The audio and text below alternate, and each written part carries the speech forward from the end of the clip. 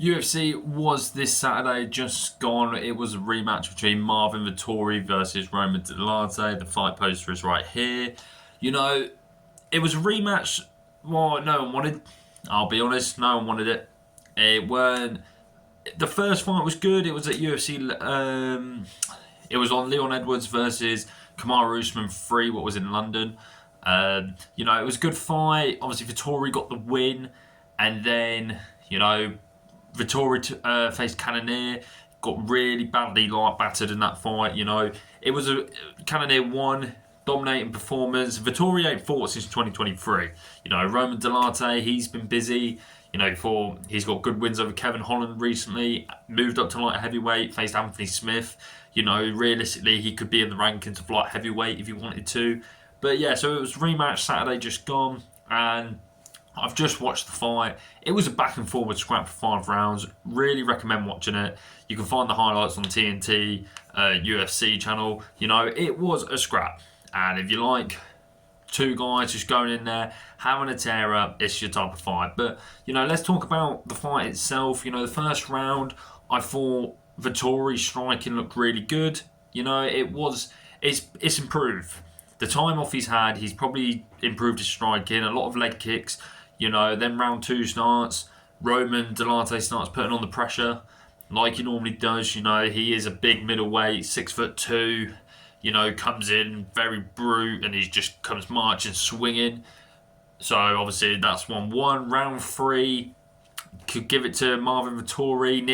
Definitely give it to Marvin Vettori. He had Roman Dolidze hurt, and then round 4 and 5, I would definitely say Roman Dolidze definitely took over. But, it was a scrap. Both of them looked impressive. There weren't much grappling in it. It was a slugfest. Their strikings have both improved for both of them. I was very shocked at Marvin Vettori's leg kicks, like I've already said. Roman Dolidze throwing a lot of front kicks to the head.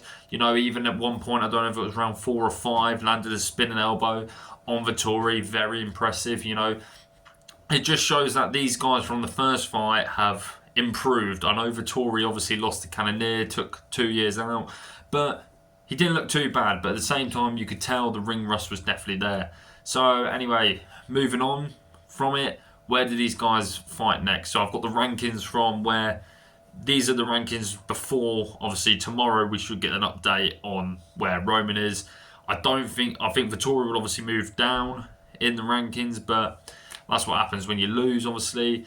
Roman Dolidze ranked number, I think he was 12, and Vettori ranked number 8. Obviously, we'll show here.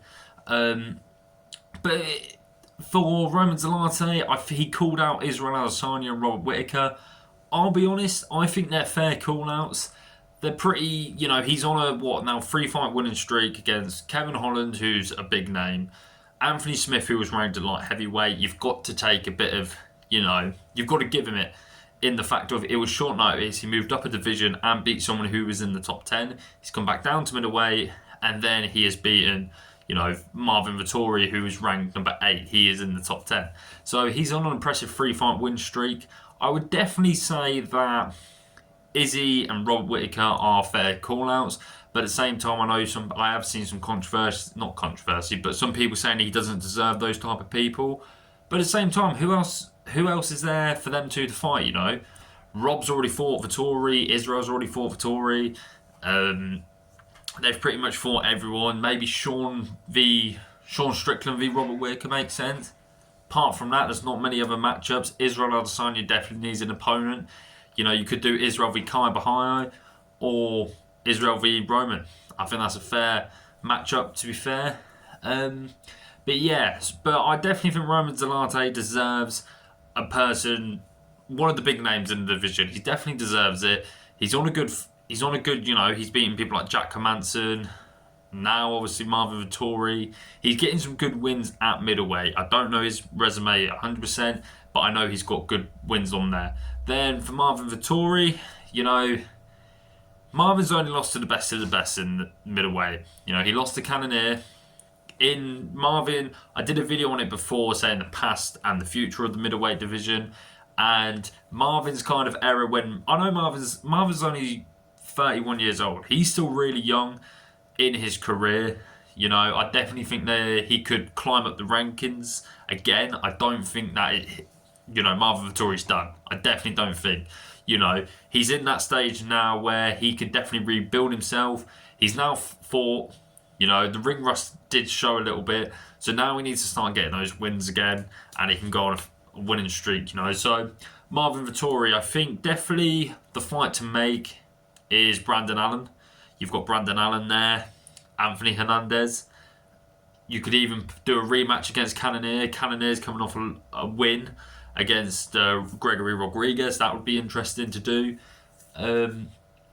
But yeah, that's where I think them two should go. Obviously, let me know what you guys think below. There's not...